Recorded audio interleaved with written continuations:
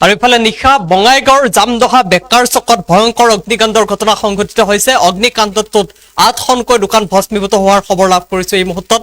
আৰু অগ্নিকাণ্ডটো বৈদ্যুতিক শ্বৰ্ট চাৰ্কিটৰ ফলতে হোৱা বুলি সন্দেহ কৰিছে স্থানীয় লোকে। এই মুহূৰ্তৰ খবৰ লৈ অহাৰ চেষ্টা কৰিছো গ্ৰাফিক্স প্লেটৰ জৰিয়তে। নিশা বঙাইগাঁৱৰ জামদহা বেকাৰ চকত ভয়ংকৰ অগ্নিকাণ্ডৰ ঘটনা। অগ্নিকাণ্ডৰ ফলত 8খনকৈ ব্যৱসায়িক প্ৰতিষ্ঠান ভস্মীভূত হৈছে। বিজনী, অভয়াপুৰী আৰু কাজল গাঁৱৰ 5খনকৈ অগ্নি নিৰ্বাপক গাড়ীৰে জুই নিৰ্বাপনৰ চেষ্টা কৰা হয় যদিও জুইত জাহ যায় 8খনকৈ দোকান। আৰু বৈদ্যুতিক শ্বৰ্ট চাৰ্কিটৰ ফলত জুইৰ সূত্ৰপাত হোৱা বুলি স্থানীয় লোকে সন্দেহ প্ৰকাশ কৰিছে। এখন মটৰ চাইকেল গেৰেজৰ পৰা জুইৰ সূত্ৰপাত হোৱাৰ ধাৰণা কৰা হৈছে।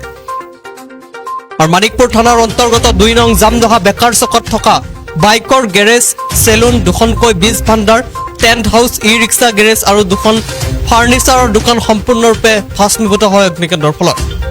অগ্নিকাণ্ডৰ ফলত দোকান কেইখনৰ প্ৰায় 60 লাখ টকা ক্ষতি হৈছে বুলি জানিব পৰা গৈছে। মানিকপুৰৰ পৰা আমালৈ সংবাদ প্ৰেৰণ কৰিছে জাহাংগীৰ আলমে।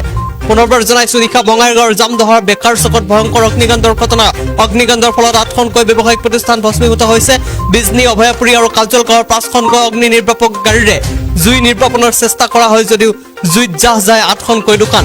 বৈদ্যুতিক শ্বৰ্ট চাৰ্কিটৰ ফলত জুইৰ সূত্ৰপাত হোৱা বুলি সন্দেহ প্ৰকাশ কৰিছে স্থানীয় লোকে। আৰু অগ্নিকাণ্ডটোত প্ৰায় 60 লাখ টকা ক্ষতি হৈছে বুলি জানিব পৰা গৈছে।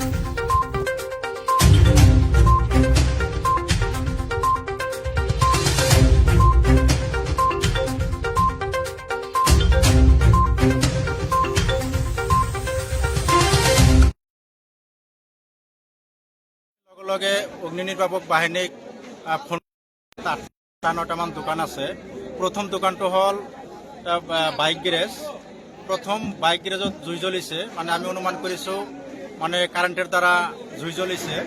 আৰু এই জুইৰ ফলত আমাৰ ইয়াতে হাৰৰ দোকান আছিল, চেলুন আছিল এখন, ই ৰিক্সাৰ গেৰেজ আছিল এখন, আৰু ফাৰ্ণিচাৰৰ দোকান আছে, পেণ্ডেলৰ দোকান এখন আছে, আৰু বাঁহ বেতৰ সা সঁজুলিৰ দোকান এখন আছে। এনেকৈ ধৰক মুঠ 8-9টামান দোকান ইতিমধ্যে আমাৰ ভস্মীভূত হ'ল।